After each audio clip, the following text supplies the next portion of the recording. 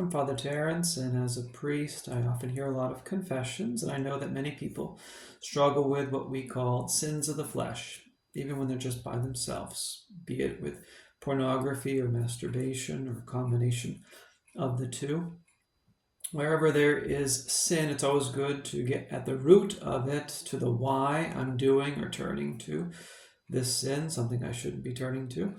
But on a practical level, I'll often offer people 3 pieces of advice to help them have freedom from impurity. I'll say, okay, when we're tempted in these ways, what we need to do is 1, recognize the temptation. So 1, recognize I'm being tempted here.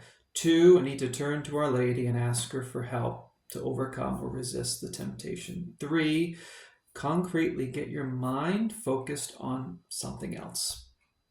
Could be anything else. It could be getting up and going for a walk. It could be doing some work around the house, doing some cleaning. It could be calling a friend. It could be picking up something to read or picking up the rosary and praying. Get your mind focused off the temptation.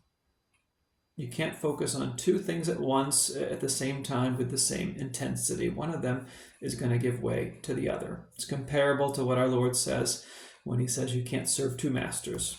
Matthew 6, verse 24. So if I learn to turn my mind away from the temptation and learn to be patient, then the temptation will often lessen and lose its alluring power over me. And sometimes if I just can't shake those temptations, I've just got to hunker down and maybe just weather the storm. Ask the Lord for the grace to hold on till the storms of destruction pass by, to borrow from the Psalm 57, verse 1. Or you can think of it like the image of Elijah hiding in the cave until the storms died down in 1 Kings chapter 19. And sometimes as a penance, I'll say to someone, okay, as your penance, I want you to think of 4 or 5 things that you can turn to or that you can do when you're tempted, so you can turn away from the temptation the next time it hits. Because you don't want to try to figure out what you're going to do in the middle of the temptation. You want to think beforehand, what am I going to do? And maybe you can even write those things down so that when the temptation hits, you just don't have to think a lot. You just get out your sheet of paper or you get out your phone with your notes on it and put your plan into action.